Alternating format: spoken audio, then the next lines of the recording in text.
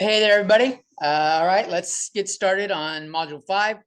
This is on looping structures. I grabbed the iteration looping structures and template. If you do copy that into a empty document, you'll be where I'm at here, other than I added this little title right here. I'll give you a little bit of time to do that. And then we're going to show you some good shit.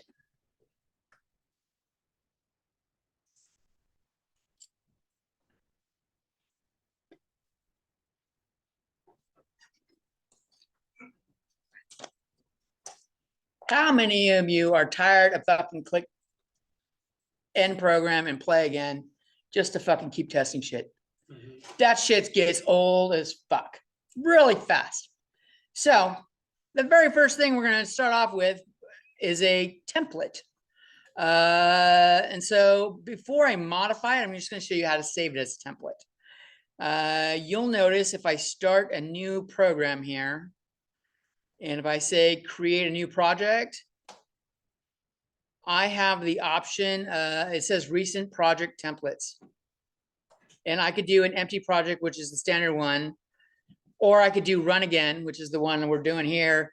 I even did one with a run again with a print array saved so that I'd have a default. But if I do run again right here, I'm going to load up what I have right here. How can you make that so that you can start from that screen also? I got like right here, I can literally say run again, say next, say module 5, CSCI 1 demo,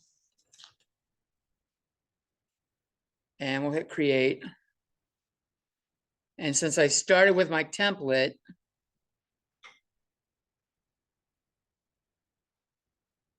I already have a source file and it already has this in here.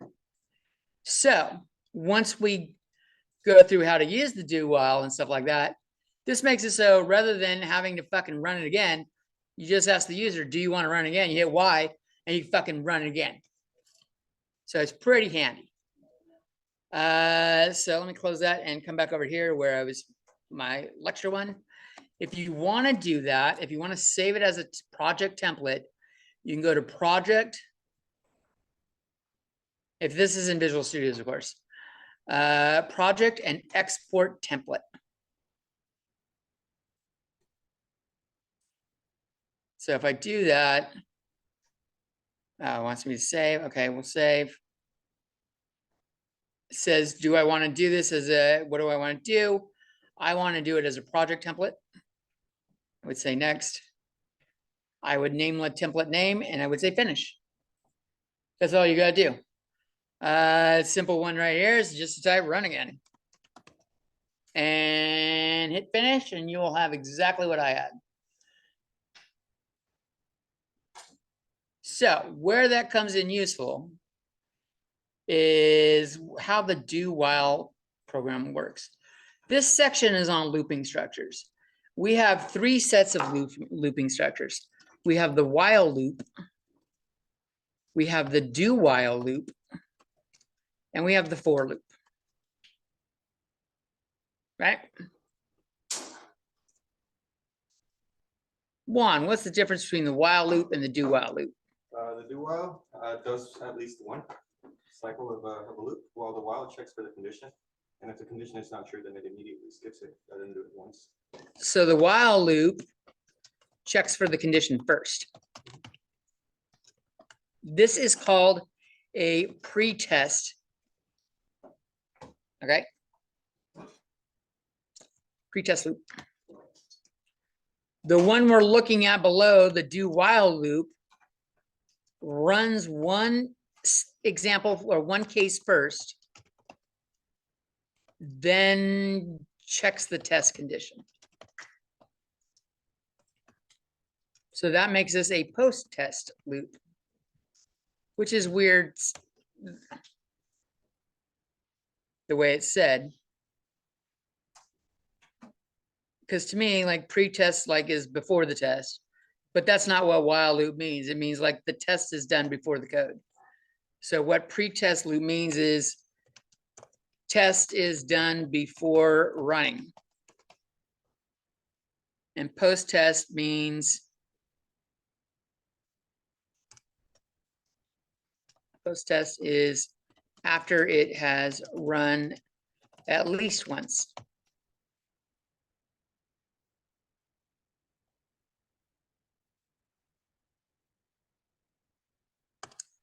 The for loop is an automated loop to run a bunch of times.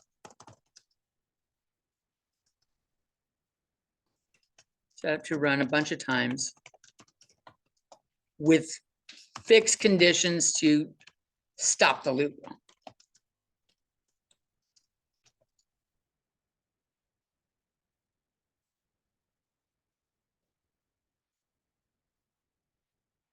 So those are the three ideas of the loops. So for has a certain counter, and like if you know what you're doing, you can calculate how many times it's going to run ahead of time.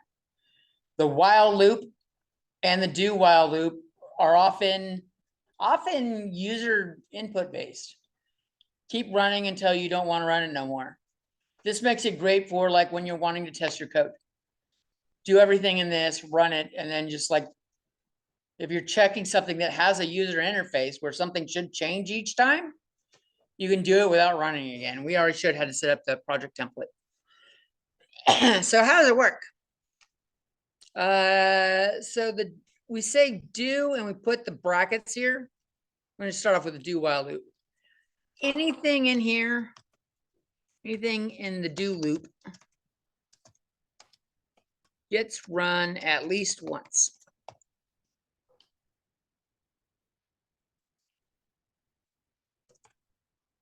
Then we check a condition at the end. And if it's true, we do the loop again.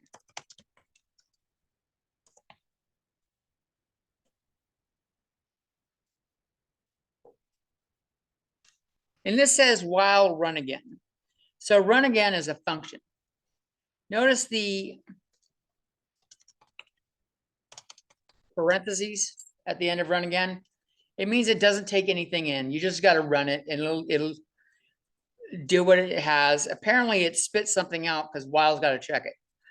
We can come down and read about the run again function down here. So it spits out a Boolean. It spits out a true or false.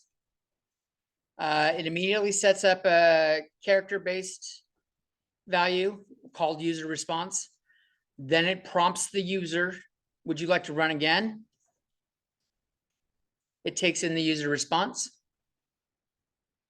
cin.ignore is really great at cleaning up the input stream.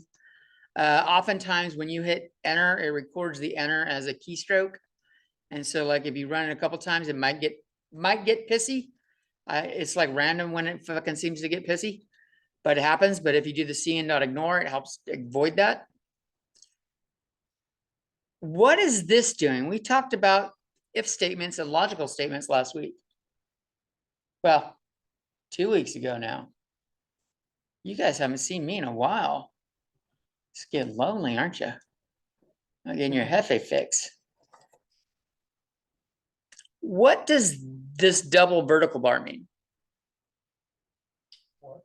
Or. Good job. Thank you. And so this is saying if user response, what is this part telling me? What now that we can read that as a or what is this checking? Anybody? Not you, Juan. If the user inputted a lowercase or uppercase y. That's all we're doing. As long as you said Y, we're going to let you run it again. If you hit anything else, it doesn't have to be an N. Anything else is going to kick you out of the system. This is a good practice because oftentimes you don't know if they're going to do capital Y or lowercase. Usually it's lowercase, but every once in a while someone's got cap locks on. And so if that happens, we're going to return true. And if it happens, return, if this triggers, return exits the function. So the final line doesn't happen. So after we get past this, if it wasn't true, then it's got to be false and we're going to end. So if they say Y, either case is a Y, we're going to let them run the program again. And if they answer anything else, they fucking hit N. If they hit tilde, if they hit exclamation point, we're going to return false. And so what is this doing? This says while, and then is the test condition true? If so, do the loop again. Run the loop again. So it's very much basing on, is the test condition true? So this is returning either a true or false, and it's very much true based.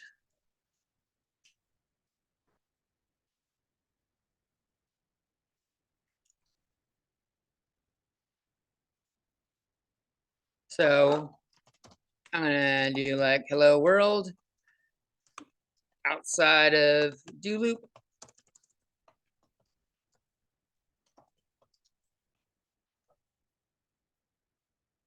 And then here, whose house? Hefe's house. I said whose house? And I run it.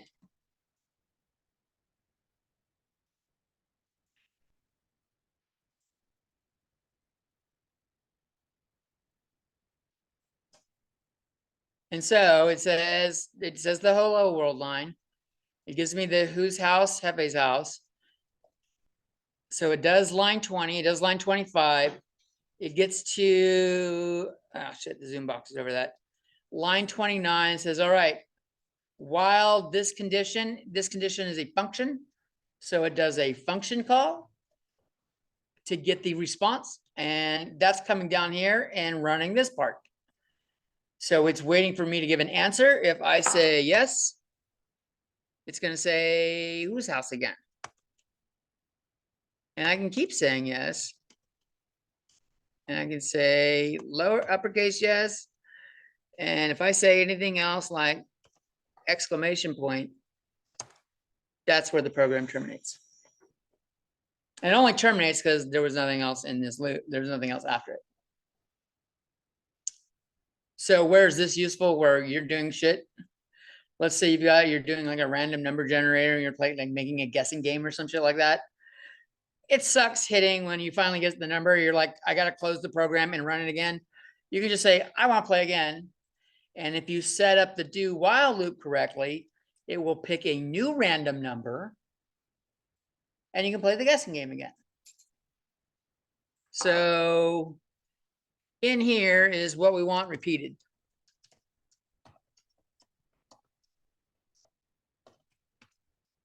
This may be a new random number or character.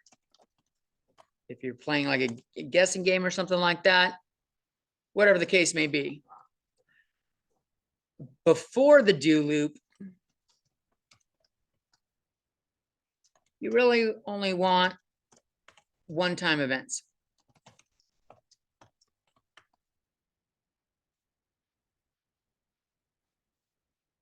This includes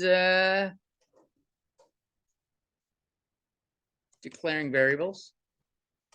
You don't want to have to do the variable. This is silly having it in here because you're repeatedly telling it, hey, guess what? X is a variable. It's an integer variable. You don't need to do it there. This is a bad spot. Spot for declaring X. So don't do that in there. Instead,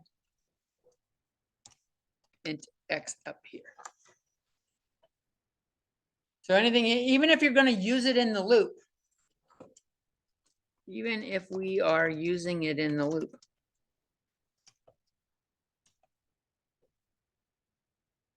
see out. Give me a whole number.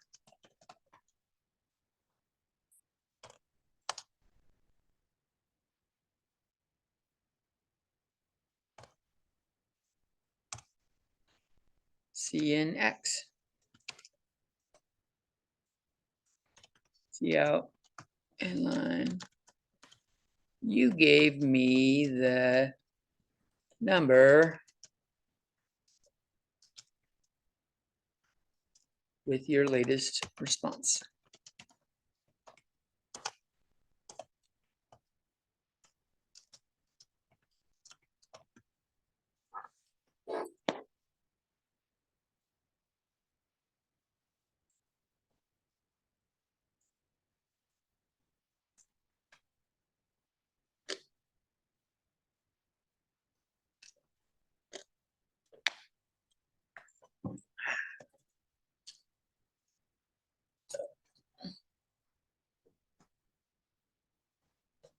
Everybody ready to play this? This isn't even really a good game here. It's not a game. It's just give me a number.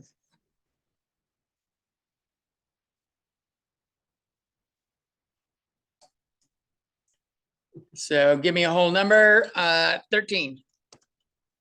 You gave me the number 13 with your latest response. Would you like to run again?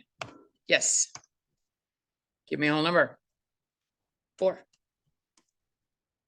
Give me the number 4 with your latest response. So we're just keep overriding the value of X until we're done. And if they do not give me a whole number, like they say, guess what? We're gonna do 3.14159. You're gonna fucking try to get clever with me and give me pi? Nope.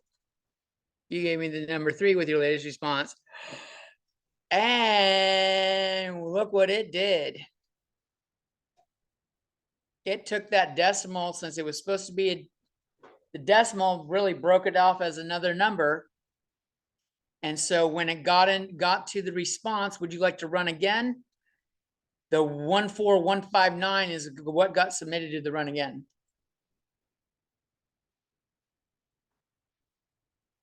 Because the decimal broke off the whole number part. So I didn't get a chance to say yes, so I couldn't run it again. So it's not a perfect loop. Users can fuck it up still. But it is, to some extent, helpful. If I had said double, this shouldn't be a problem. We'll go back up here and change this to a double. And we won't say whole number. We'll just say number. And now if I do it, 3.14 shouldn't fuck it up, because I made it a double.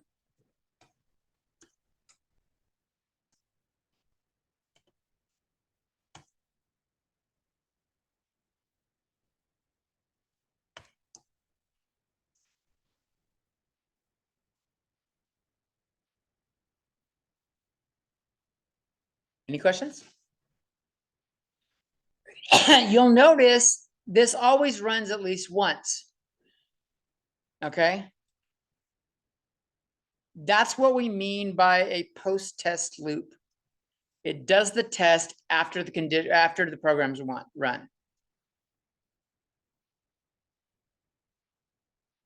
To me, that sounds funny, but I guess, like, if you think about it, if you had an exam and there's like a post-test survey, the survey is after the test. It just, since the test is the survey, it's weird saying it. Like, it should be more like post-process test. That's a better way of calling it. So that's the do while loop. Ooh, why am I not getting battery powder?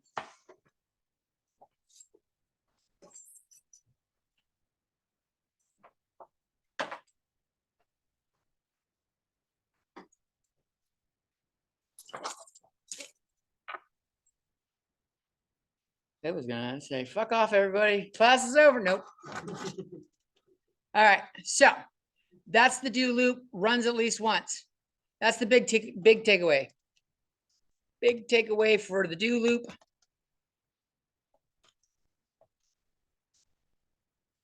It runs at least once. It's a post-test loop.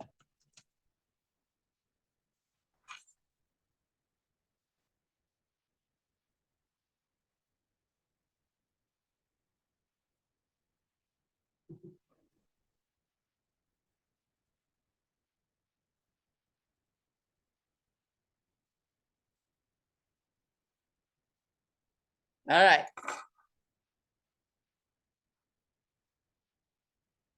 Let's do another kind of loop. Let's come down here and do the while loop.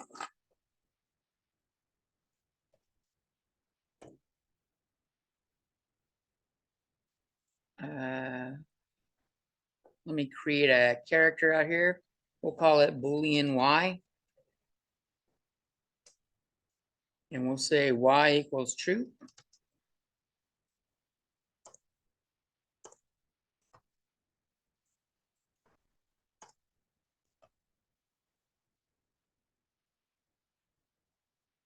And here we'll just say while Y.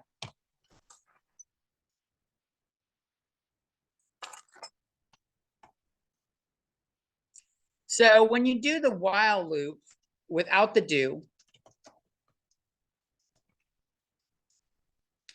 requires the test condition to be true before it runs even once.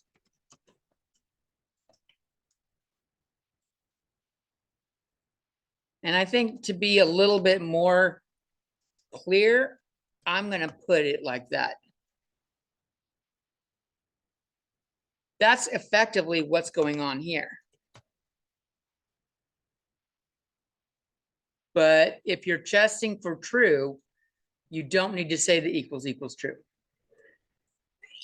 So, quick note, while something test condition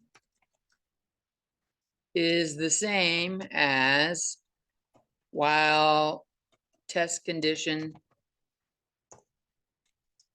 equals true. So you don't need the extra equals true part. But it doesn't hurt to have it in there. So the while loop's it won't do anything unless the test condition be true. And then it will run it and it will retest it. At the end of the while loop, it goes back to the top and retest the condition.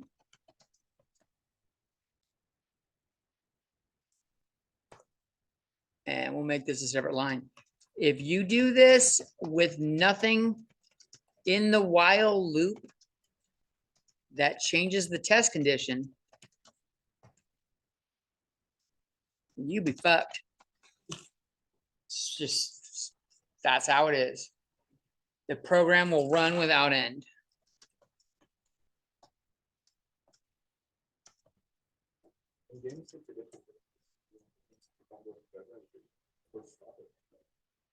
What game is that ideal in? Well, when you're opening up an app, you want the app to continue to stay open and close. I see what you're saying.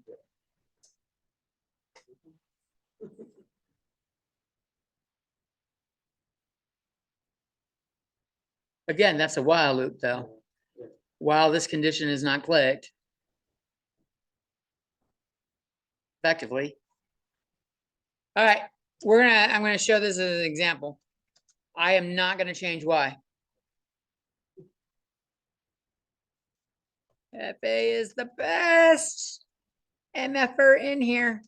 MFer teaching CSCI. Did anyone attend Dr. Redden's Doctor? Ha! That's rich.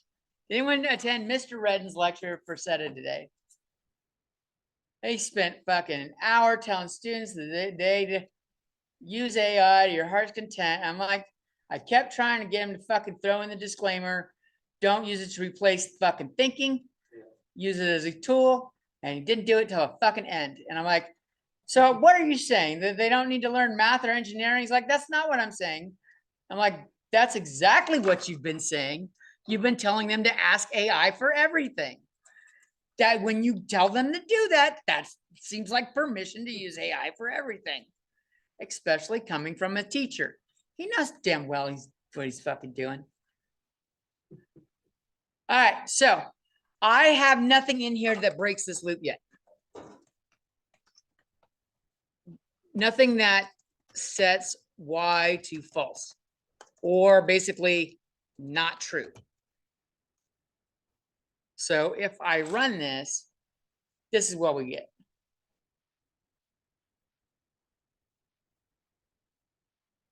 Still gonna do the do while portion first. I can play this a few times. I'm gonna do as a countdown.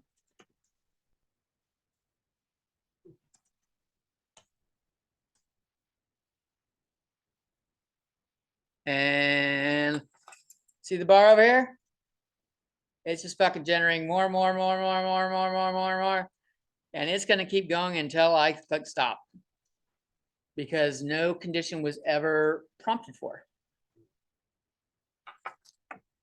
So maybe we should say, do you want to hear about how great Hefe is again?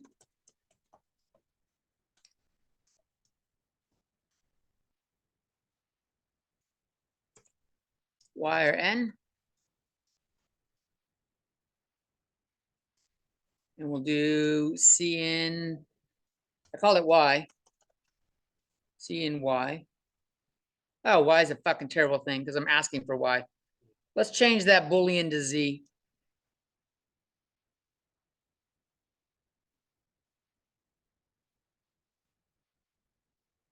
There you go, while Z. Okay, and then what we're gonna do is effectively do the line we have below, our test, our, what? It's either Boolean. It would be 1 or 0. All right. So maybe we'll make that a. It's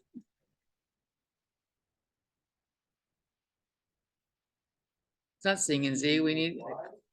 Let's put in a user response. That's what we'll enter. So I did a char user response up above. Good point. That was not gonna fucking be happy. And this is similar to what we had below. If user response equals Y, or user response equals big Y,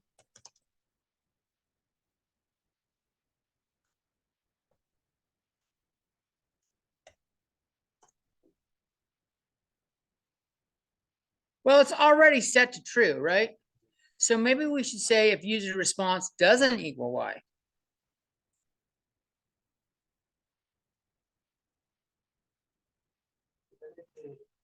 But then the or is gonna fuck it up, right? Yeah, because everything is either not a lowercase y or not an uppercase y. So maybe we should change this to the and. Is and correct? Or either one has to be true, and that's gonna happen. And has to be both be. No, because it can't be both Y. Or you just put the condition at the top to be run this while user response is y or other y. I could immediately set Z equal to false. And then do the regular. That works. Do you need a z?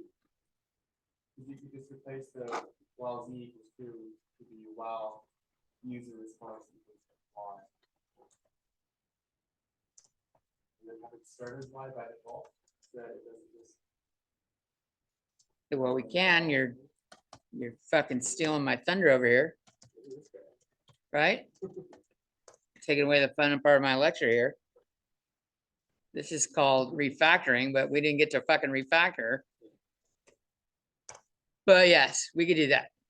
Then we don't need this. Or you could do this. It can't be both like that.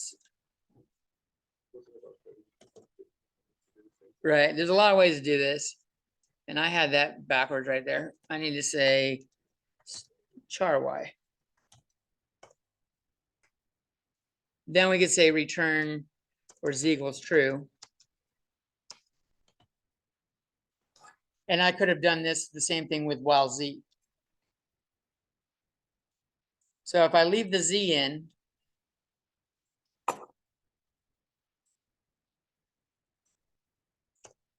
if I leave the Z's in,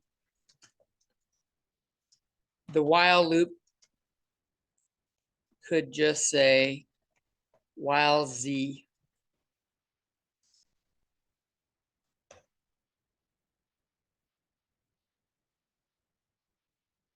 But that is technically more lines. Without it, I don't need that line. I don't need that line. I don't need that line. And I don't even need to declare the Boolean.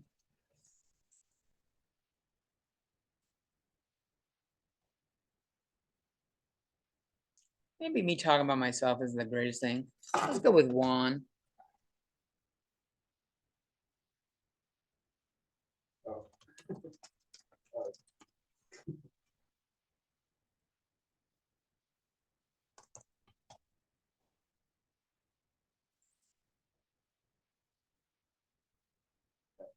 I felt like I needed to change it last semester in calculus. My Calc 1 students were all like given a survey, and someone in that class gathered from the course that I didn't respect any other math teacher on campus. I think I'm better than everyone else, and that no one else is fit to teach upper division calculus besides me. That's basically what they put in the student survey response. While everyone else gave me a 4 or a 5, that one was a 1 with a whole lot of ones, and like, They were just bad ideas. I don't know. Now, I do talk shit about other math teachers. I do it with Redden all the time. And the only reason I talk shit about other math teachers is that most of them are pure math teachers. And that's the fucking, what's the point? Most people that like come up with pure math shit, they don't see the value of it until fucking they're dead. And then someone goes, oh, that math is pretty good for this. And it turns out it is useful for a real life application. And they're like, okay, you served a purpose. But until then, you're like, eh. So I like applied math better.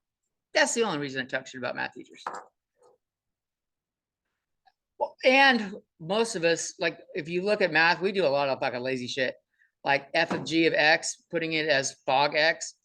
That literally doesn't fucking save character. It actually adds a character to it. But doing like f of x plus g of x is the same thing as f plus g of x. That saves you 1 x character. So we're all lazy. So I talk shit about math teachers all the time. Yeah. Anyway, there's a reason maybe I shouldn't just like sit here and talk about how great FA is. So we'll go with Juan. I'm okay with Ah, we have a problem. So what we can do about this handy tool, finding problems, come down here and look to see. It says source CP in parentheses 42. It's telling me where to fucking look for it. That's the problem with doing the while user response. I needed to set it to something that works right away. Up here, I just declared it as a variable. Unless I set it equal to y right away, it doesn't have anything to test. So it told me to go fix it. It even said uninitialized local variable. So if you're like trying to figure out what you did wrong, it'll tell you what line and it will tell you what's wrong. It won't tell you how to fix it. Like fixing this is going up and changing a different line, but it will at least tell you where the fucking problem is. That's pretty handy. Now we'll run it again.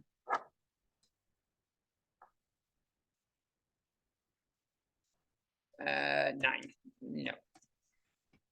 Juan is the best MFer being an SI for CSCI. SI for CSCI. I like that. It's got a nice. Do you want to hear about how great Juan is again? Anybody want to hear about how great Juan is again? Can you feel the love tonight? No.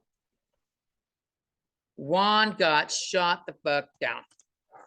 No one wants to hear. Juan didn't even say yes. Juan could have said yes. He didn't even want to hear it. All right. Does that make like the do while and the while loop? It make sense? The while loop had to have like, if check this out. I didn't show the other way. What if I set the user response to no right out the gate? So if I set the user response to no right out the gate, when we get down here to while user response, it checks to see if it's a Y. It's not. It's not going to say a goddamn thing about Juan because the loop never got to run. The test condition happens first.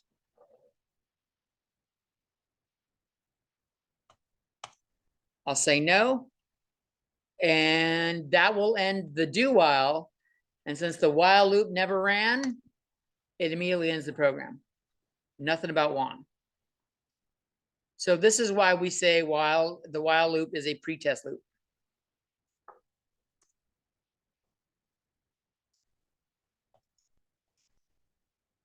While loops may never run if the test condition isn't met in the code somewhere prior to the loop. Well, maybe not met, but isn't set to true.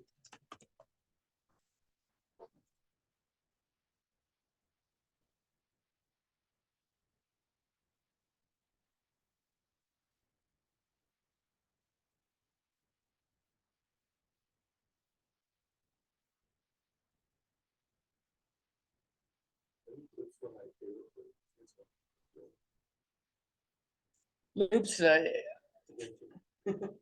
the do loops are do while loops are pretty handy. The for loop is the most useful fucking loop because when we start doing arrays and shit like that, you'll be like, oh wow, okay, I feel you. So everyone ready to check out a for loop?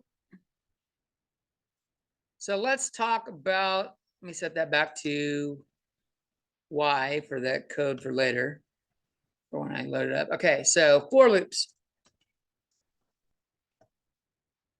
This is the generic setup or generic description of the setup. We're going to say for, we're going to have some initialization or initial conditions set. We put a colon in. The next thing inside the parentheses is our test condition. We do another colon, and here we iterate to the next number up or down.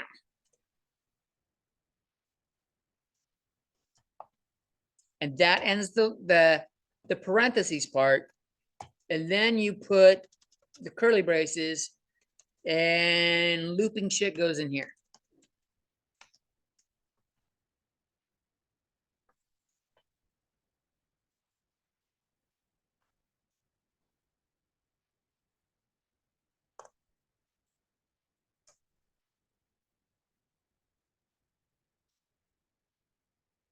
You guys ready?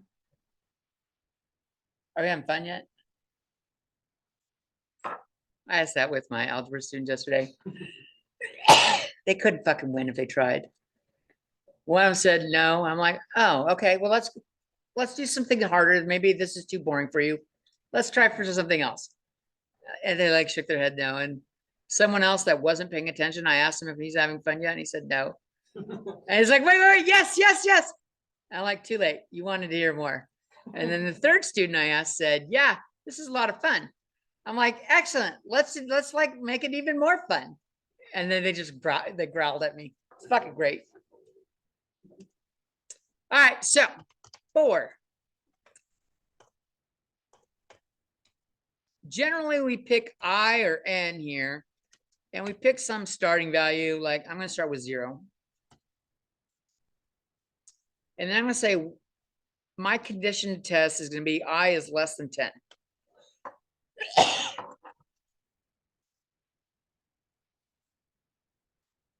And then I'm going to say I equals I plus 1.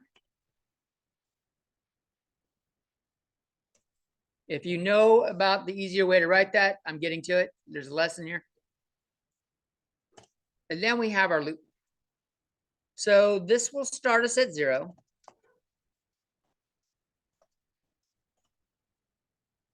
And after each loop, start us at I equals 0. After each loop, I increases by 1.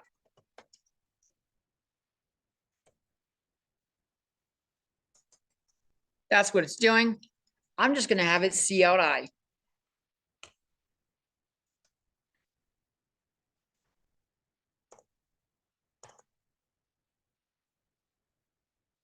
Maybe I'll put some.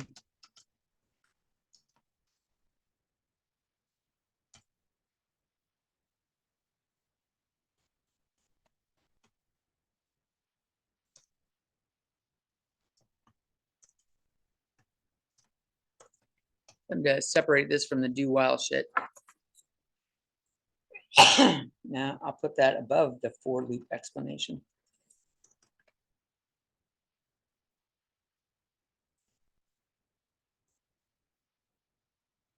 Okay.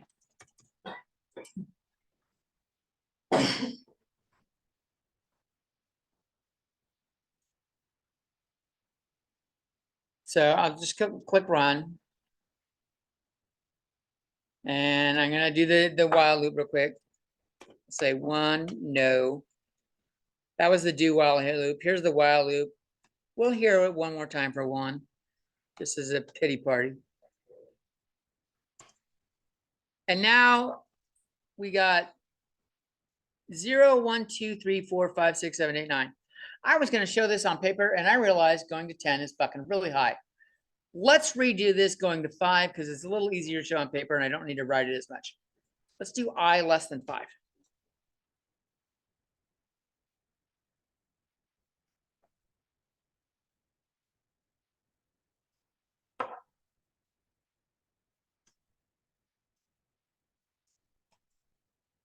Okay, so what's going on with my for loop? There's my for loop. There's that. Look at this. And we'll get the fucking visual camera right there. Bam. All right, so what's going on here for the for loop?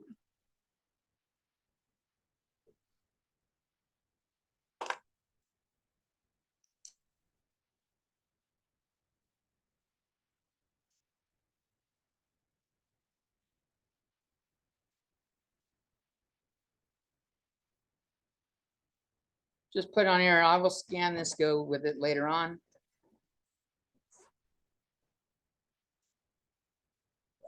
All right, so we start the loop. Loop starts at I. So this will be my C out box. This will be my screen. I'm off the screen. My screen is off the screen. That's fucking fantastic. So loop starts at I equals 0. And so I is less than 5. I, which equals 0, is less than 5. So the loop happens and we do a C out of I and we get the 0 on the screen. And then the I equals I plus 1 triggers. And so I is now 0 plus 1 is 1. And the loop restarts at I equals 1.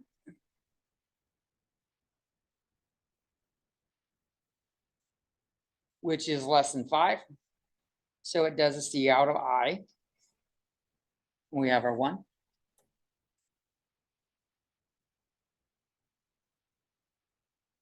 Y'all following me? Then the I equals I plus 1.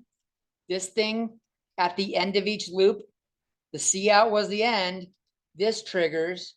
We get I equals I plus 1. So 1 or I equals 1 plus 1, which is 2. So the loop restarts at 2. Starts at I equals 2. And this gets us our 2, our 3, our 4. this stuff keeps repeating, I going up by 1, until we get to the 4. I equals I plus 1. We have I equals 3 in here. I equals I plus 1, which is 3 plus 1 is 4. So it does the C out of the 4. And the next loop is C out I, so it C's out the 4. Then it does the I equals I plus 1 here. And so it equals 5. And the loop restarts at 5.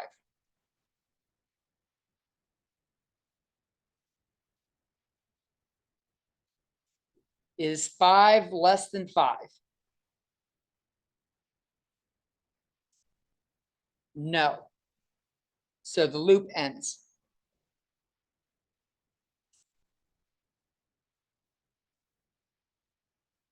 That makes sense? So it goes 0, 1, 2, 3, 4. It keeps doing numbers that are less than 5. It does the update to the number at the end. And then it checks that number again at the start of the next loop and does 5. It checks 5. How can I get it to print the 5 here? We have a couple options, right? There's a couple ways to change this. What if I want this to print 0, 1, 2, 3, 4, 5?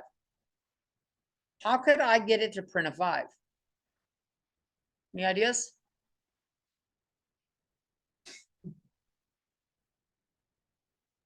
You change it to 6 instead of 5 for the I, right? I could change this to a 6. That's a great example. So we'll hit run again.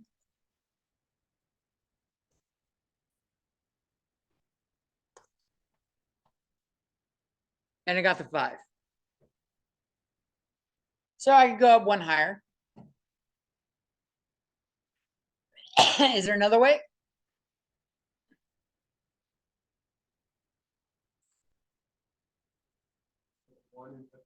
Add one at the end of the.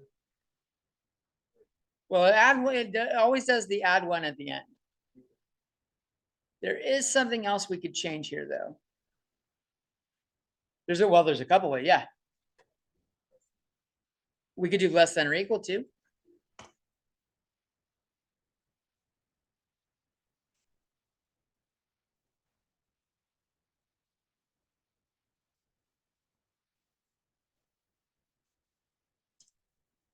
That gets us it, or 0, 1, 2, 3, 4, 5. Those are the 2 recommended ways. I less than or equal to 5 or I less than 6 are the 2 recommended ways. I could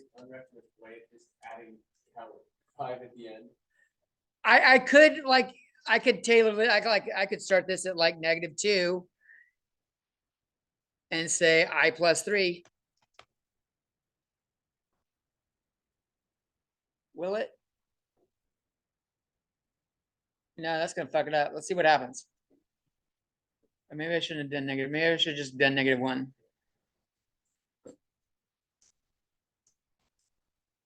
That fucked it up. So maybe let's change this down to a 1. Make that +1. That's the problem, is I didn't set them to the same thing.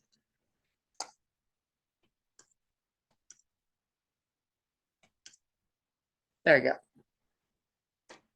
So there's ways, but like the best ways to include the 5 is probably do the less than or equal to.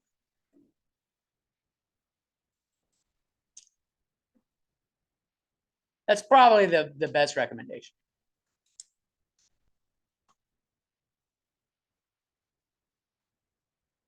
All right, some more fun shit to show you guys. This is good stuff. This I equals I plus 1 looks a little weird, because we're like literally changing the value of I by referencing I. That's like, boom, what the fuck? But we can do that because this is an assignment operator. So whatever's on the right gets assigned to the left.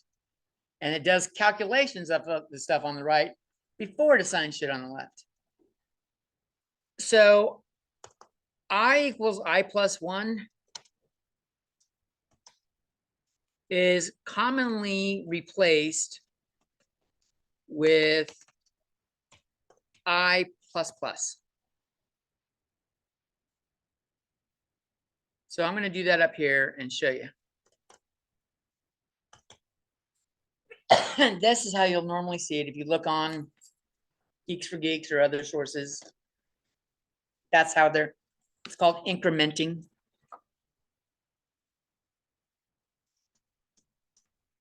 Incrementing I. Increment means go up by 1.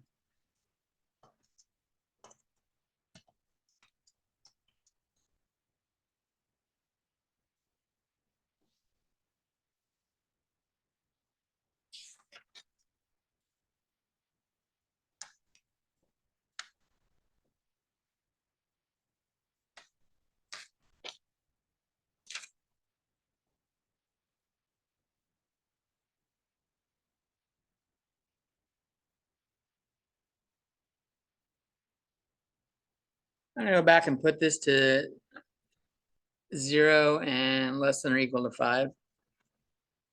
Change that to I.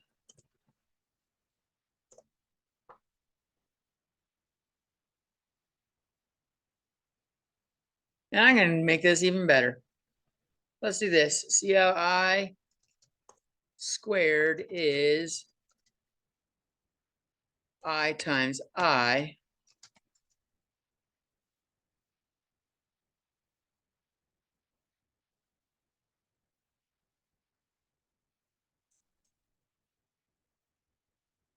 I really need to turn off that rest of that shit. Talking about one on a whole lot. It's getting old here. So we can do a lot of stuff. We don't have to just see out the value of what we're doing. There's a lot of things in here. I don't even need to reference I in here. So I was referencing I just for example. We don't even need to reference I.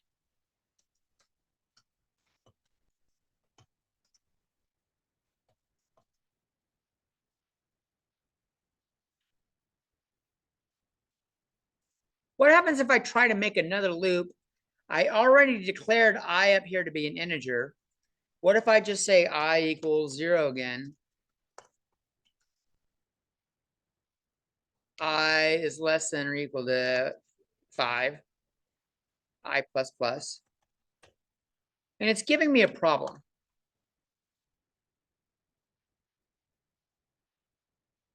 Notice that? Does like we declared I here, and I try to use I again here, but it doesn't work. The reason why is by declaring I as a variable in the for loop, we say the loop is the scope of that variable. Which means scope means it doesn't exist outside of where it has scope.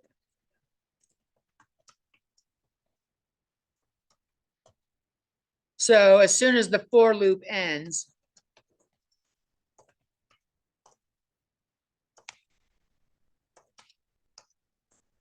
is finally finished, I is no longer a variable. It's like it got deleted. So if I want to use I again, I gotta reset it. That's worth knowing.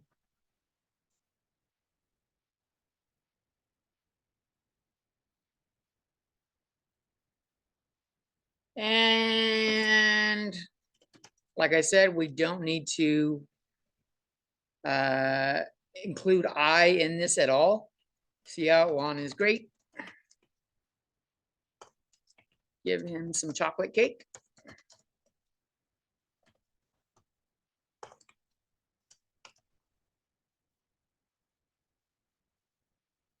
I'll add another end line real quick in there.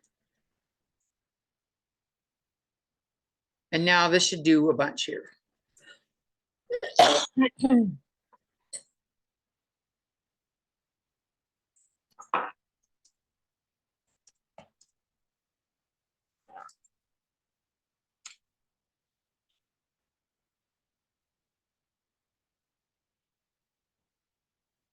So in the want is great section, it didn't reference I, but it still kept it as a counter. I is also called a counter here.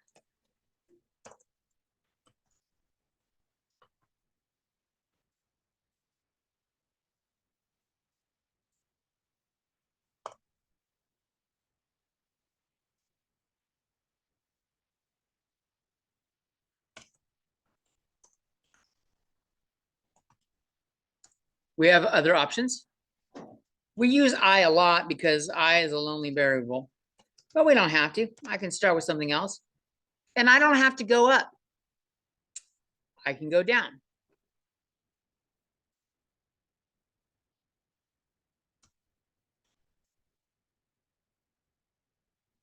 Greater than 0. And I can do n equals n minus 1, or I can just do n minus minus.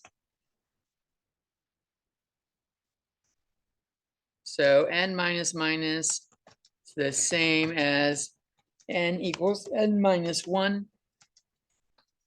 This is called decrementing it.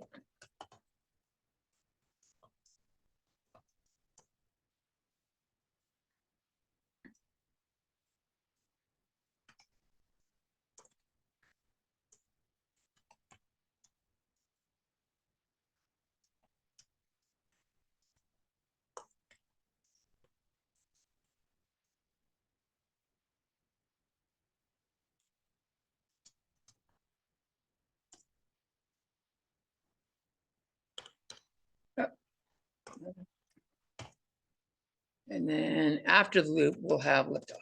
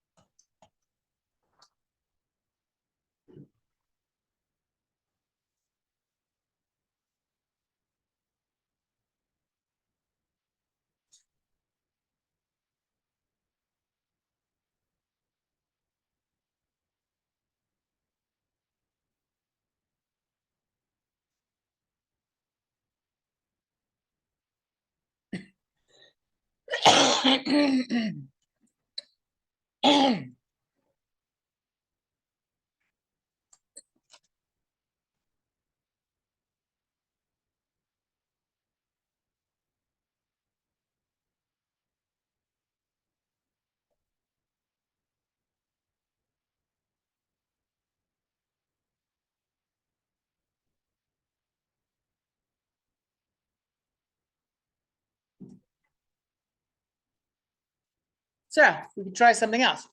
I've been declaring what the boundaries are, what we're going to inside this. But I can do something else like this. Get some end lines in there.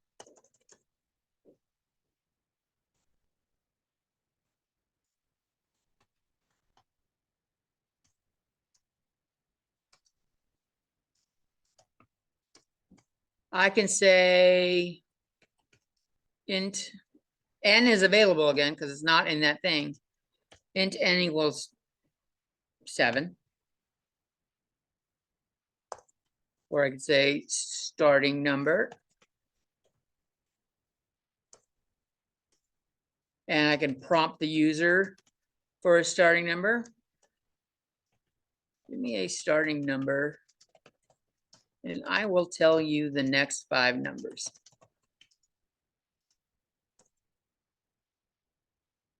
Let's do 3 numbers. Nope, 5. We've been using 5.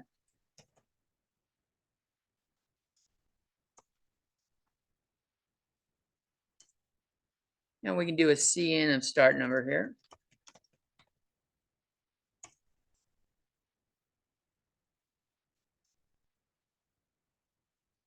And here I can go for int I equals start number. I less than or equal to. We'll find out if we need to do the equal to part in a second.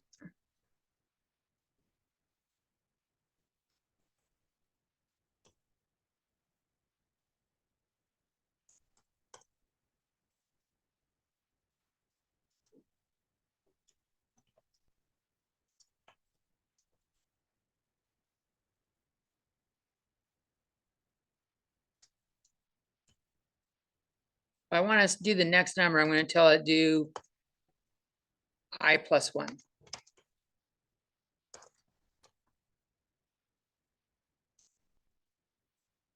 And I think I've gone too far. Maybe I'll put a starting line here. Starting with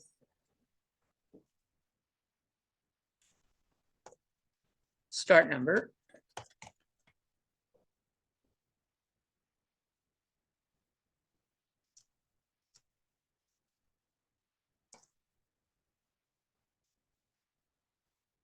There we go.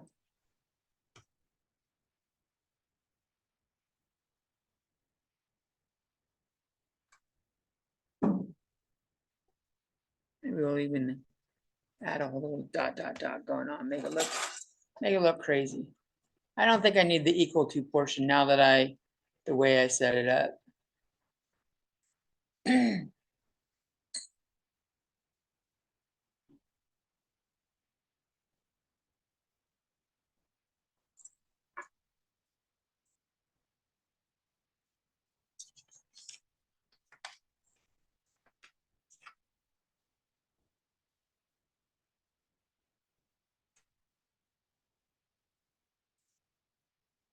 Okay, let's give it a run, see what happens.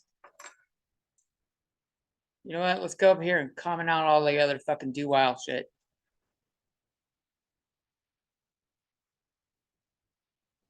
Enough about one.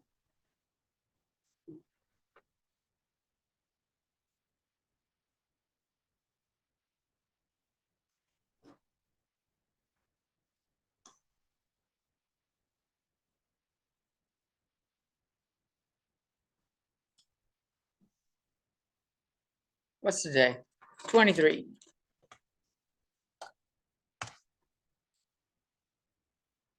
Says the next number is 24, 25, 26, 27, 28, 29. That's the next 6 numbers, not the next 5. If you saw that. So we probably don't need the equal to portion here. That looks kind of lame. Maybe I'll put in a return.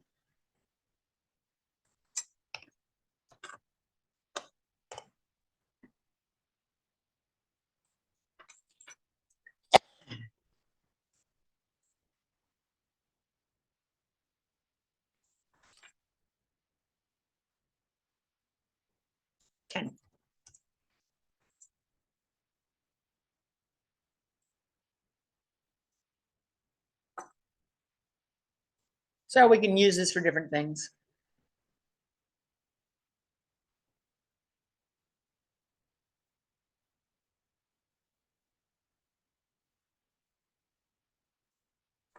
We can call a function in it repeatedly. Up here, I did the I squared thing. Let's go back up here and change this. Let's make a function for squaring. We did functions for squaring. So it's going to return an int. We'll call it func square. And it's going to take in an int. We'll do our prototype. Trying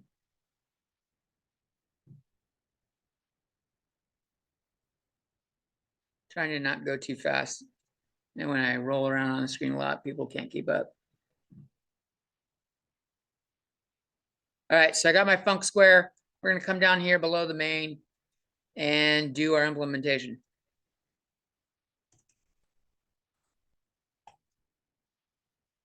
Return I times I. Nope, I gotta have, maybe I won't use I. We'll say arg.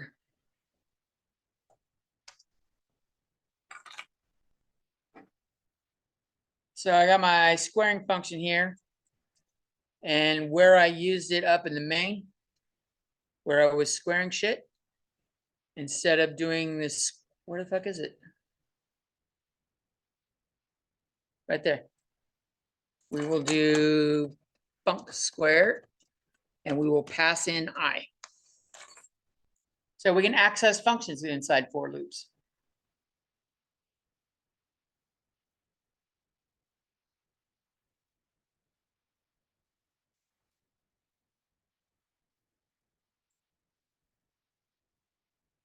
See, it still did the squares.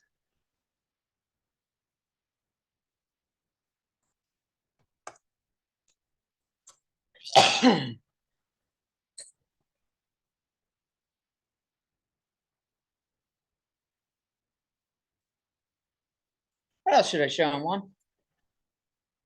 For the quotes. Yeah, You can, it doesn't have to be I plus plus, so you can go, like, you can make the parameter 25, and you can go by 5, so if you feel like. all right, you're right. So let's do that. So we were increasing by 1. Usually we increase by 1. What if we want even numbers? Or odd numbers?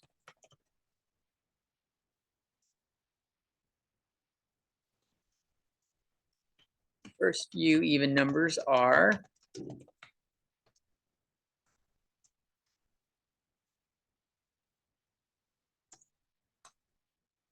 I'll do 4 int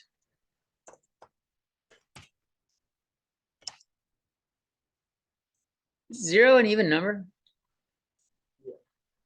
Is it really counted as an even number? I don't know. I have this discussion with-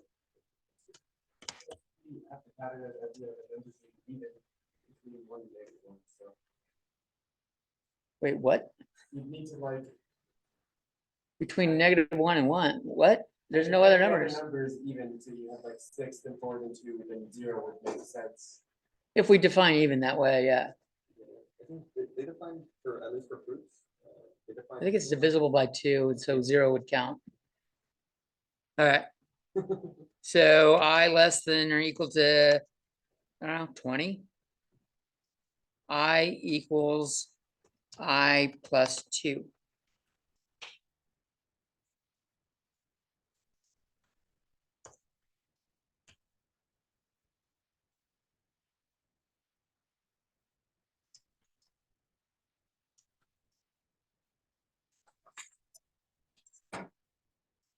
And we could do the first few odd numbers the same way, just by changing what we start with. So I copied and pasted that. We'll just start at 1 and go up to 21. They're actually still 2 apart too.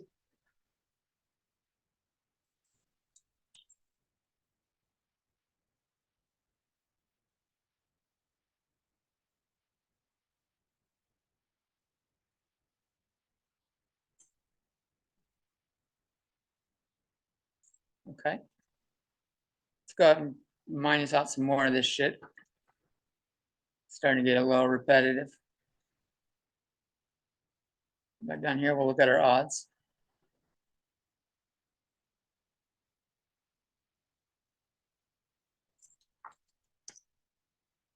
Ah, I need some spaces in there.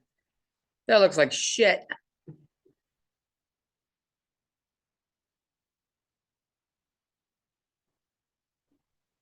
So let's put in another couple end lines right here. And let's put a couple more end lines in between them. And right there.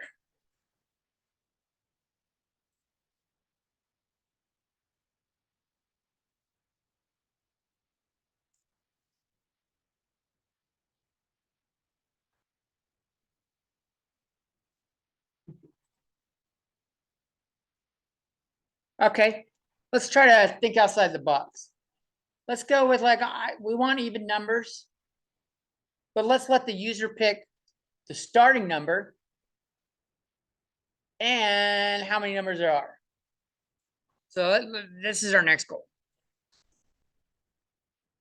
So let's set up a for loop that after, well, depends on user input or starting even number and quantity of even numbers.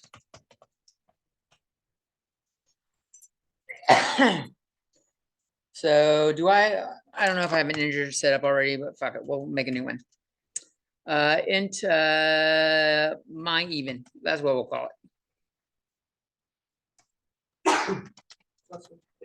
And maybe we'll come up with a int my even counter. So see out.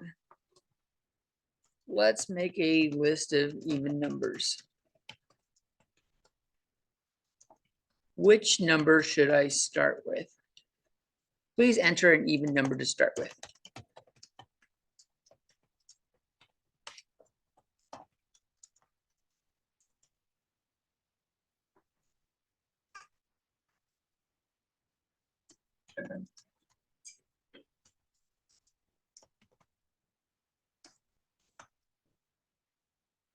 Then we'll ask for how many evens we should do. How many even numbers would you like listed?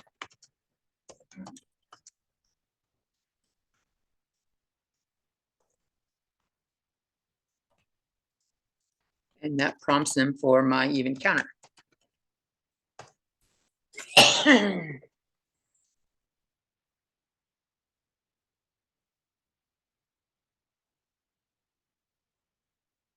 Did I spell it differently? Yeah, I did. There we go. I had a capital M in the beginning. All right, what's going wrong? All right, so your let's do a C out. We want to make it readable. Your list of even numbers is maybe we'll have a that's new line, right? Or is it the other forward slash?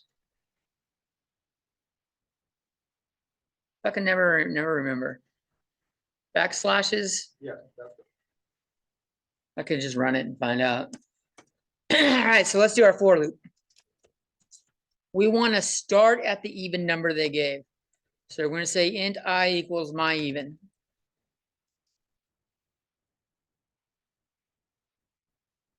Let's go up and look how we did the even counter before. We said I less than or equal to 21. Nope, we said I less than or equal to 20. And when we did it, we got 0, 2, 4, 6, 8, 10, 12, 14, 16, 18, 20. We got 11 even numbers when we said from 0 to 20. So this produced 11 even numbers.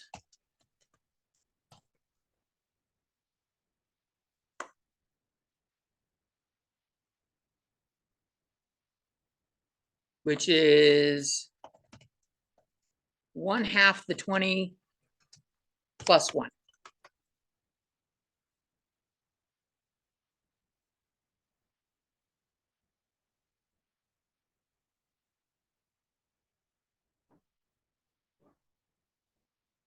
I don't know if that's helpful. So we want to start with my even. We want to say while I is less than or equal to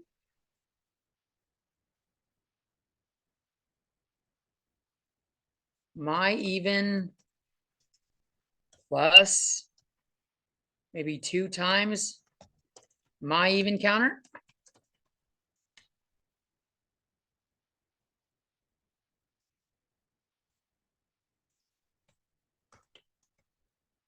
I think that'll do it. Does that look like it might work with you guys?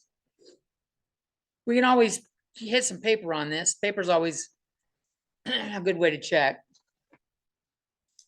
So like if we say my even is 6, and I want, let's say 3 numbers. So I have I equals 6, or my even. And I want 3 numbers, which was gonna be, it'll be the 6, the 8, the 10. This will be 6, 8, 10. So I need this to be I less than or equal to 10.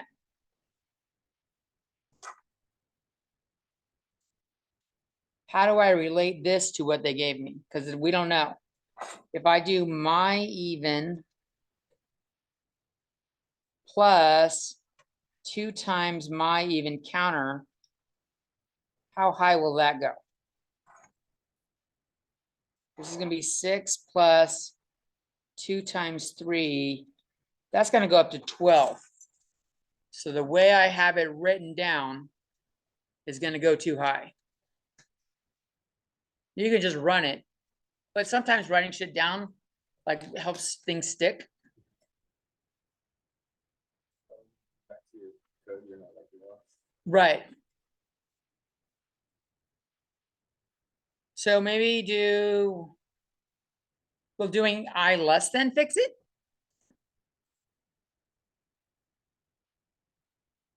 I think doing I less than will fix it, but we'll find out.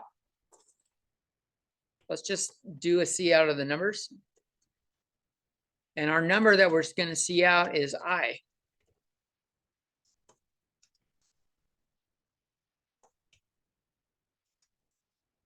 And we'll throw in a comma.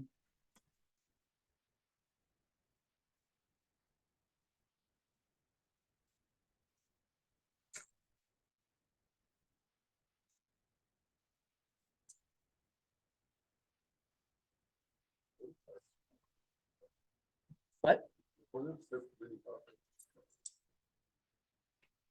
I don't know of a little like shortcut to do I equals I plus 2. Is it? Oh, you're right. Duh. Duh.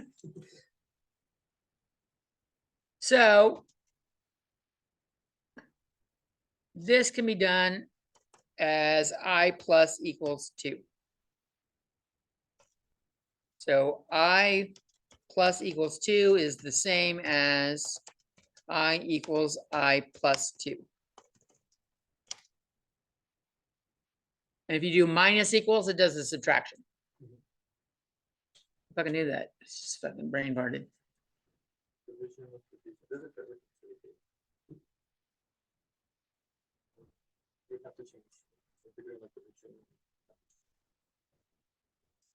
But it works, and you can do it with double space. Fun. Let's see if we got it going right.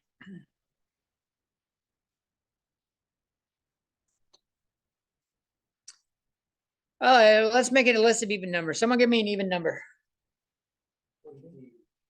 I heard 14 first. How many even numbers do we want? 3. 14, 16, 18. Got it. Now, this looks a little tacky, right? I mean, we have it going on up here too, the extra comma at the end. That looks a little tacky. So we can do some fixing to get rid of that shit. Let's get rid of those commas. So, ooh, what's a good way to get rid of that comma? Well, this one, that's a little hard because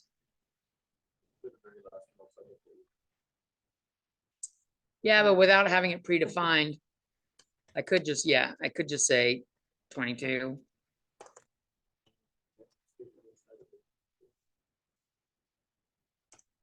And here I'll throw in 23. I'll put it right there. Here, if I want to do the last one outside of it, we want to see out, it's going to actually be my even plus It wasn't 2 times, we went below my even counter. So it's gonna be 2 times my even counter minus 1. I know you're not. I think you were just coming because you were kind of like insecure about like the week and how Hi. Someone's got their mic on. didn't reach out to you so much, you know? And you were already feeling some type of way. Where is, Yes. Maybe, possibly, but you probably did that intentionally. Well, I mean, yeah, we gotta give each other space. let's mute Jose. There we go. I don't think he's gonna want whatever that was. That didn't sound like a fun conversation. All right, so this should get us the last number, I think. The question is, how do I stop over here? Maybe do a -2. That does 1 less than the previous one. I guess that's the same thing as, this is the same thing as that. I just distributed the 2, didn't I? Here I use fuck it, let's not do parentheses. Let's just do 2 times. That way they look the same.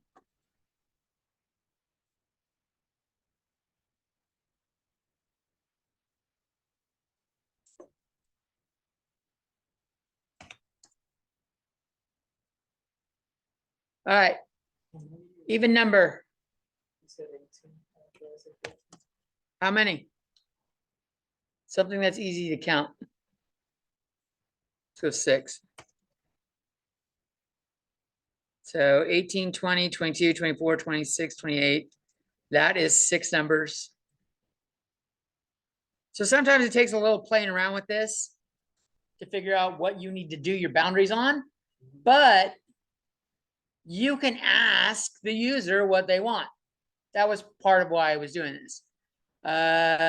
Note, it does help to play around with some of this on paper to see what the numbers you're going to get are. If you're throwing in some variables, do a little like manipulation on paper, see what you get.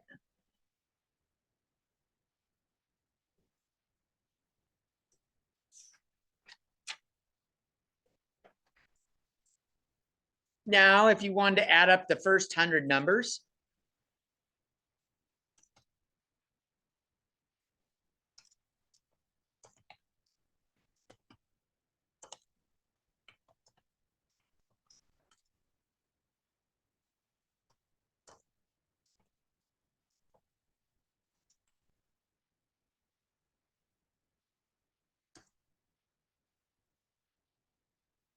let's just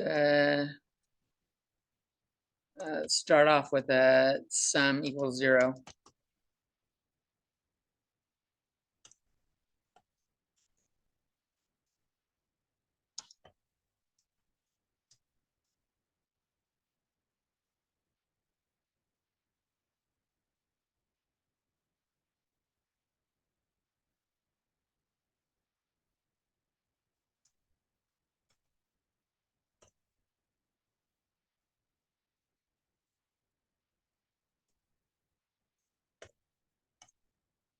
Nope, I got parentheses there. I want curly braces.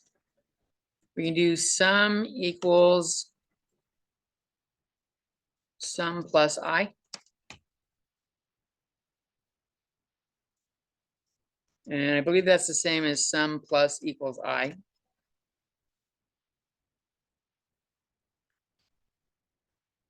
Is that doing what I think it's doing? Let's close that. Let's look at the paper real quick. So if I start at 0, let's say I just wanted the first 3 numbers. Figuring out where you're doing, like going to 100 is crazy. But if I just want to say, do I got the first 3 numbers? I'm starting with 0. I say add 0 plus 0. So this is my sum section. 0 is giving me 0 plus 0. And that's 0. And then I equals 1.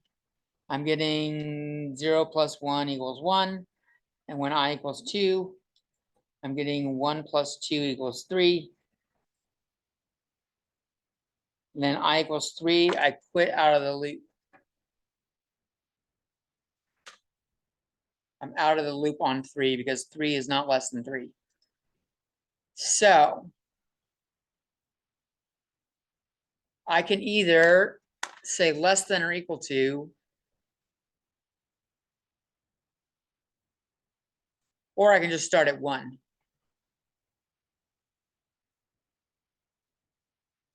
Probably should start at 1.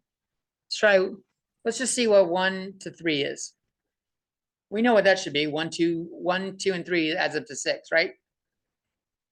So we should be able to get this. Will say this some of the first 100 numbers. Like I need to see out the sum here as part of that sentence. I'm going to comment out that my even counter stuff. We already tested that. That's a lot of extra shit.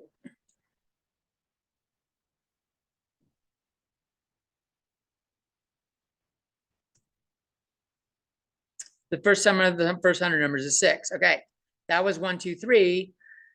If I want 100, I just say 100 here. So I can do the sum of the first 100 numbers with this.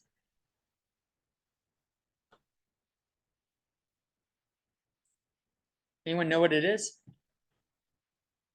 550. Close. Or 5,050. Yeah, it's 50-50.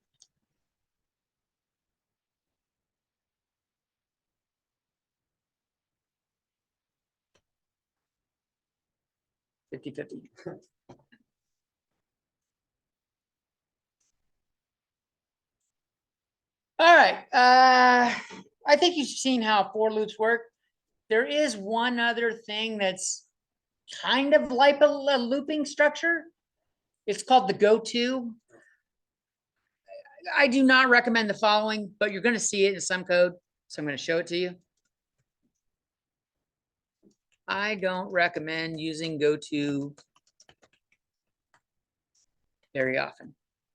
That's the command. Just one word, go-to. This is how it works. We'll say timer equals 5. And I will say, let's do a countdown clock. Might even be able to have a space in there. And we do a colon, not a semicolon.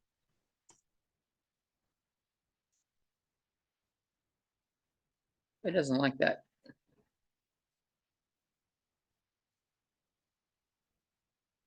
Then we're going to do a C out timer. And then we decrement timer by doing timer minus minus. You're going to see why this looks weird. Maybe let's make that all as one word. Maybe that's what's pissing it off there. Yeah, that's what was pissing it off. This looks weird. And so right now it's gonna, what this says is timer equals 5. We have this line, you're like, what the fuck is this? This is our go-to spot. So here we'll spit out 5. Lowers to 4. Timer to 4. And then we want to, if we want to go all the way down to 0, we just go if timer is greater than 0, go to countdown clock.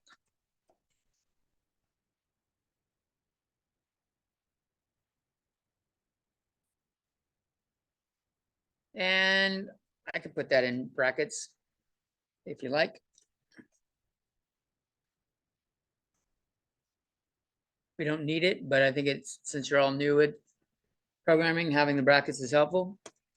And then once it gets down to the end of the timer, I don't know.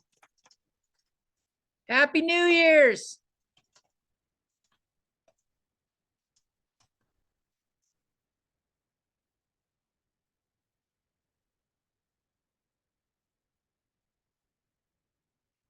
Do we need an end line? I don't know. Let's find out. we may or may not lean an end line here. I think doing the go to inserts an end line, but we'll find out.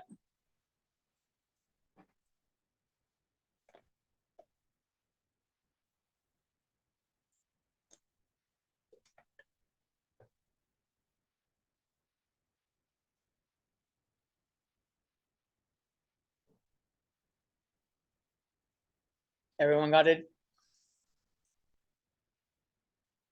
See a couple fingers still moving.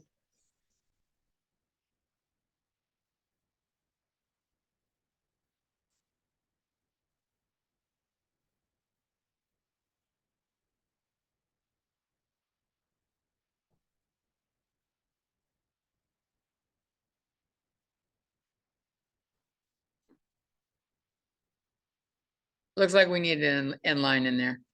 That doesn't look very good.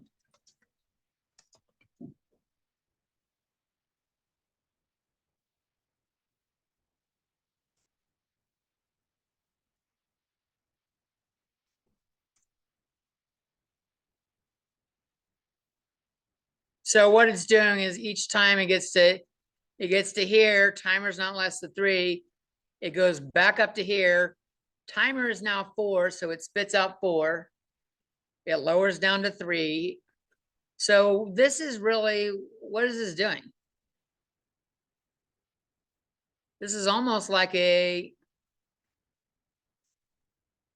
this setup is almost like a while loop, or while timer is greater than or equal to, or timer is greater than 0.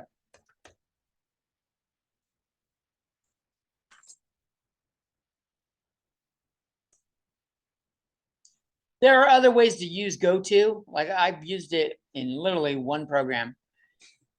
And it was because there was like so many, like, if you wanted to do this, like pick an option. Do you want to do, I don't remember, it was like, do you want to use integers, doubles, or whatever? It was something where I gave the user a lot of fucking choices, and like switching, getting it to go to the section of the code I wanted it to go to, and be able to go back to it. If I know what it was. It was like like enter people into the database. Do you want to add someone? Do you want to delete someone? And so at the end of every single cycle of doing that, do you want to add or subtract more people? If they said yes, I had to be able to go back and go to the right spot, either add or delete a person. And it was fucking tedious. Goto is not recommended, but that's what it does if you see it. It uses other loops that do the same thing. If I had taken the time to do my code well, I would have needed goto. Are there any questions?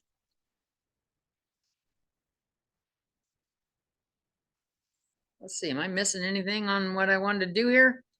Let's come over and take a look at what's going on in lecture notes. This is the one we started with today.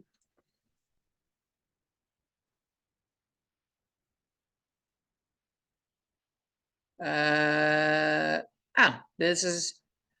was a little reminder of how if statements work. And there's a while loop. So that's just a reminder. Oh, wow, they even have a squaring function in there. What else is going on in this module? Is there anything else I'm missing in this module I should talk to you about?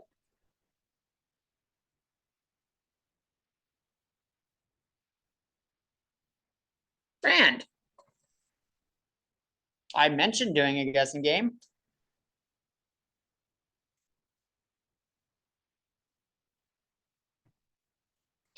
So I'm going to copy some of this shit and put it over in the other one. So for the following bit, up in your include, add C standard library and C time.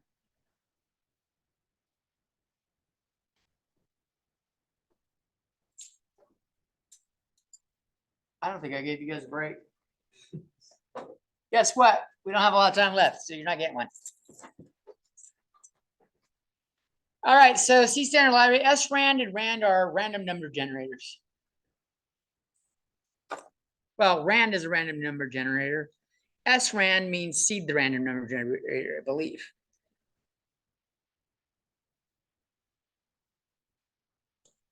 And the reason why we do put time in here is nothing is truly random in computers.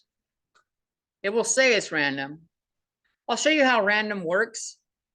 Let me comment out everything else here. Make sure you guys have this stuff done. Everyone good with all that? Let's comment out all this other crap. Not crap, there was some good stuff today. Wow, there's a lot of stuff today.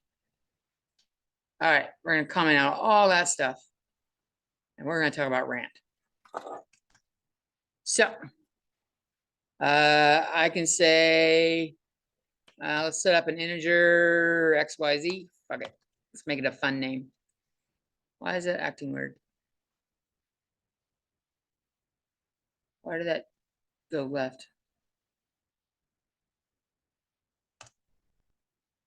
What are you doing? Freak.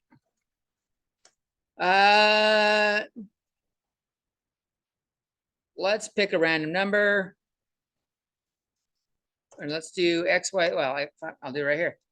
XYZ equals a random number. The way we do a random number is we do this. Rand returns really, really big fucking numbers though. So one way of doing it is if, like, say we want a random number between 1 and 100.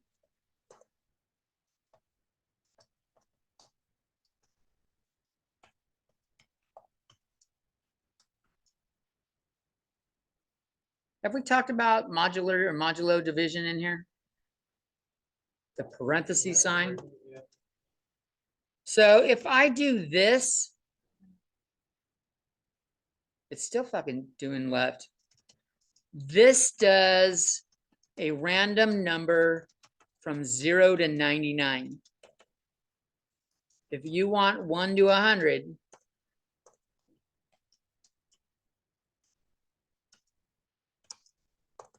one plus.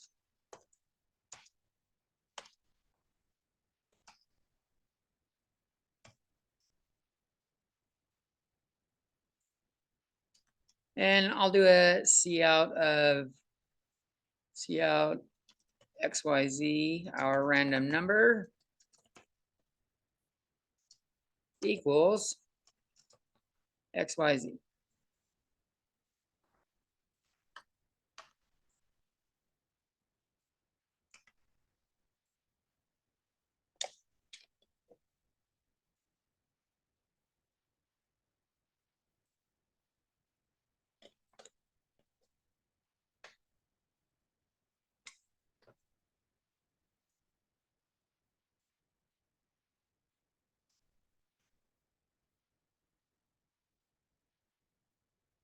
Why do you look happy? It's on Friday, right? Yeah, it's Friday. Exactly. All right, let's run it. I didn't do this with our run again shit, so this is gonna be, we just did it once. Notice it said XYZ, our random number equals 68.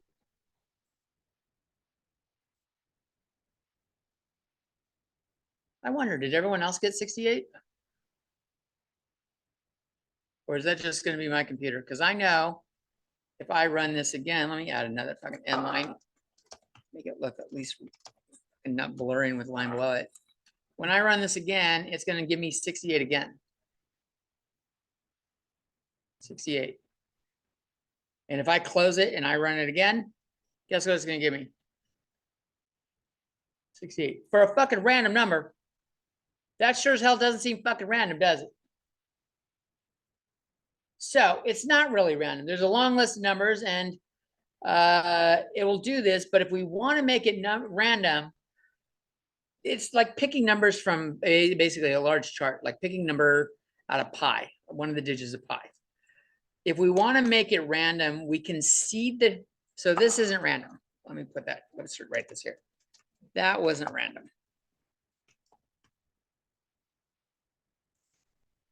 So how do we make it random? SRAND time You have a couple options. You could do time null or srand time 0. Both of these seed the random number generator with the current time.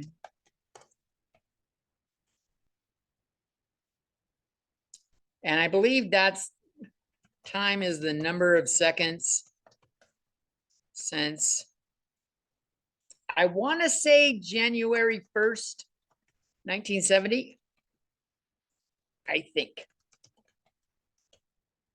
They picked the fucking time. And then so that was time 0, real time 0. And everything else has been just add all the fucking seconds since then. And now when I do this,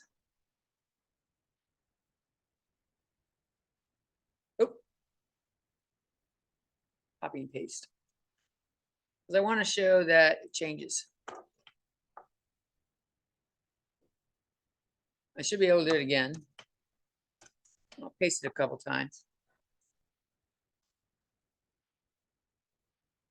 And now it should change. It would have changed up there too. Let's do it up here. Show that but that sequence is going to stay locked. This sequence up here stays locked. The sequence down below doesn't. So all I've done is copied the XYZ 1 plus rand mod 100 and the C outline, and I did a couple times before the SRAND and a couple times after.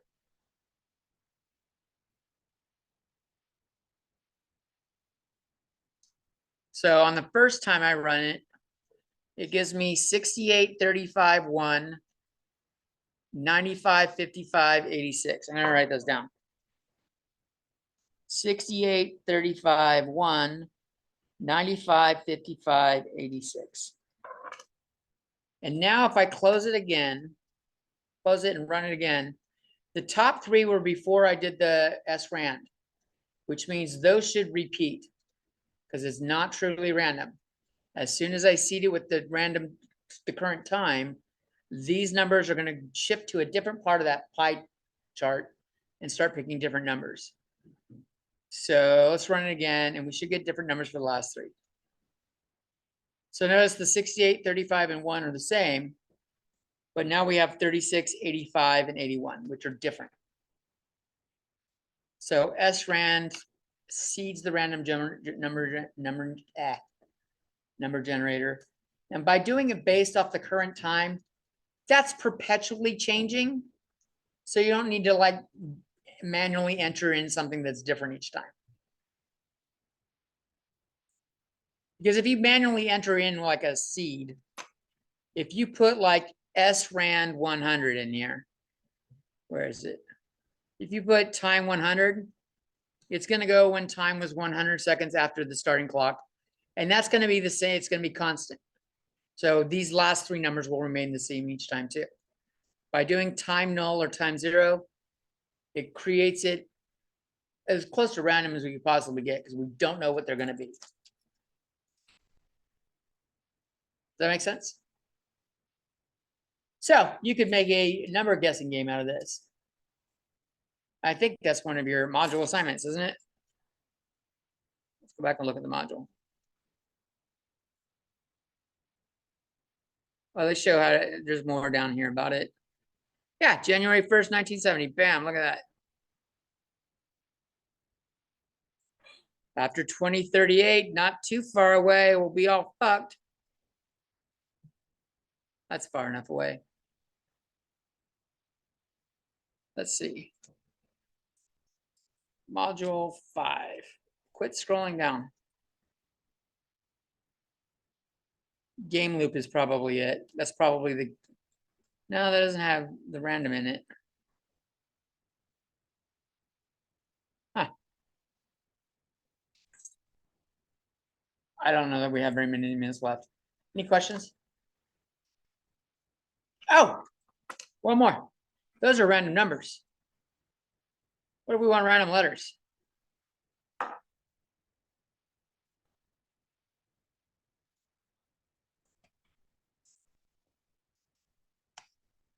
One way to get it is to do, there's 26 letters. So we're gonna need rand mod 26. And then you sign each one to an ASCII thing. Like if you have it so that the range is the range that letters are. in the ASCII Yes. table, You just convert it. There's two ways to do this. You can go look up what those values are. Like one of them, I think is 96 or 97 or some shit like that. Or we can do a workaround. This is a sneak cheat. Because the characters are stored, letters are stored as numbers. Computer stores numbers. That's all it does, stores. So let's do a C out of my chart.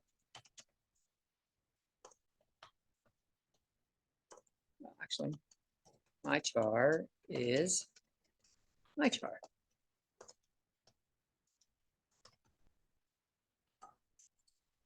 I'll run that a couple times. Just to show that the letter changes. Our 68, 35, 1 are still the same. This time around, we got an M. If I run it again, I got a D. 52, does it add capitals? We could start with capital A. I think it'll cycle in the capitals, yeah. Is capital lower or, I don't know, let's, Don't know if capitals are, I think it's the first. the capital is the lower number, right? Lower integer value. So if we start with capital A and did rand mod 52, we should be able to get random capitals or lowercase. Let's see. I got a lowercase g. So that way you can have random capital or lowercase. So I'll put that here.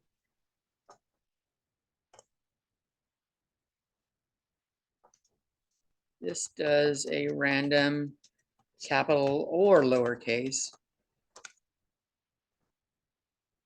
Your other options are my char equals A plus rand mod 26. This does random capitals.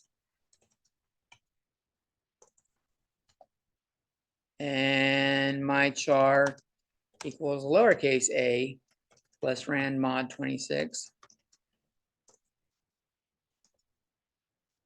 This does random lowercase.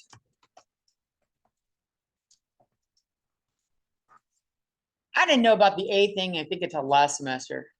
Every time I wanted to get a random fucking character, I would go Google ASCII table. That's a pain in the ass, because you're like, oh fuck, you think I'd memorize? There's only like A is the only one I give a shit about. Every time I've needed it, I need to go look it up. These are pulling shit from, might as well talk about it right now. Look up ASCII table. I think we've done this before. Yeah. Okay, good. Is it 96 or 97? Which one is it? Oh, 65 is the capital A. Right, there it is. That's in the way. And lowercase a is 97. Oh shit. 52 wasn't gonna work. Because there's some shit between it. 1, 2, 3, 4, 5. You have to add an if statement of 6. if it's over. If it's random.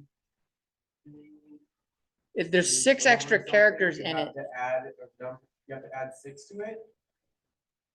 Where does the random stuff start? so it starts at 65. And 26 letters later, 91, we're at the other shit. So you have to put if the random character ASCII thingy is greater than 90, you add 6 to it. And then we'll fix it. That's kind of poorly, but you could also Well, do- check this out. Let's be smart about it. So this was not true. So let's change that a little bit. I'm gonna say char my char. And let's do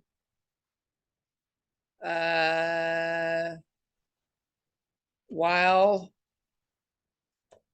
my pocket, let's have that in there. We'll start it there. We needed to add, I needed to add 6 to it, so this should go up to 58. While my char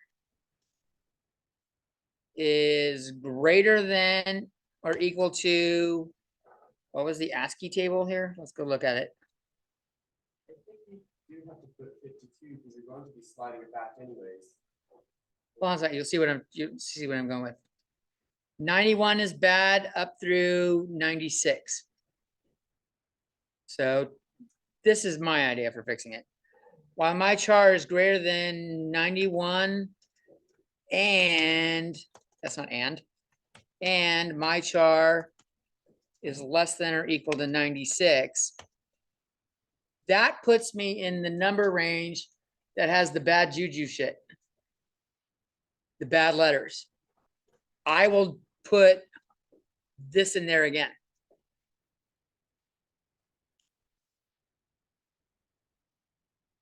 So I'll just pick a new char until it's not in that range. Then we don't need to do the other 6. You could save a little bit of space in the while statement by going, well, 96 is greater than or equal to my char, which is greater than or equal to 91. I don't know if that works. Or you're saying put the 96 on the manual together. No, put the 96 on the left and say that it's greater than or equal to my char. That's the same thing as saying 91 is less than or equal to my char, which is less than or equal to 96. I don't think that works. Can you try it? Yeah, you totally can try it. Let's get rid of that.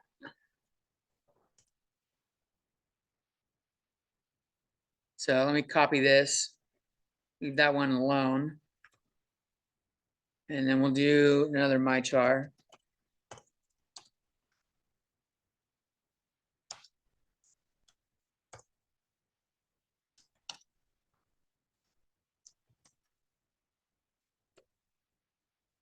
And we wanted to go with 91 is less than or equal to, but that's not less than or equal. God damn it. It fucking just doesn't overtype. So let me comment out this one.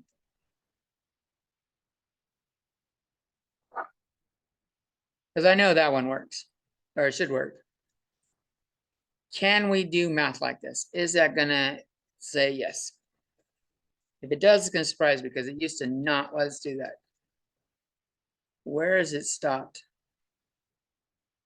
It did the my char equals u is line 188. And it's fucking frozen right here. So that's not working. In fact, we can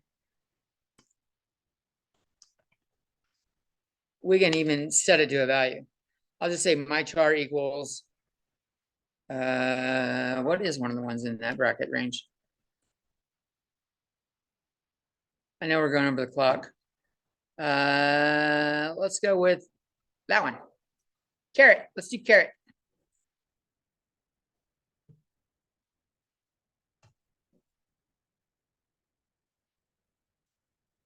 So that's in the bracket range. I'll just do my char equals my char plus 1. So eventually it should break out of that 91 to 96. So stop running. And let's give it a new run. So if this is viable, this will break it out of there. It would get 97. It would get 97 and it's not. It would also be like really weighted random because if it's anywhere between if it's any one of the characters we don't want, it's going to be Well, I took all randomness out of it to test. I said my char equals caret. And then there's no random in here. I just say kept adding 1. So if this works, caret is 94. So it should have checked 95. It should have checked 96.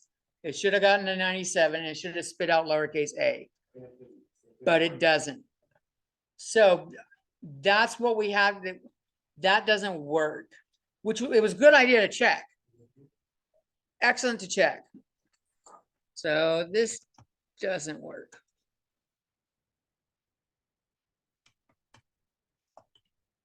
We need to do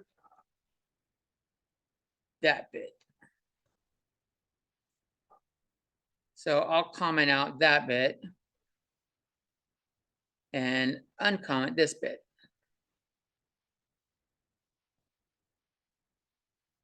And run. And now, no matter how many times I run this, I should never. What's that? Did I miss something? There you go. It just got all fucking moody for no reason. And no matter how many times I run this, it should not do the 91 through 97 because I said, or 91 through 96, because I said, if it is in there, fucking re-roll. Pick a new one. All right, it's 5:08. Sorry, 5:08. Did we have fun? Did we learn something? Awesome. Yeah. Close. Yeah. Could you go back to the time? No, I didn't see the rest of it. Yeah. Yeah. That's literally all we gotta do. So you keep putting in parentheses. Null goes in parentheses with time, and then time parentheses null goes inside srand.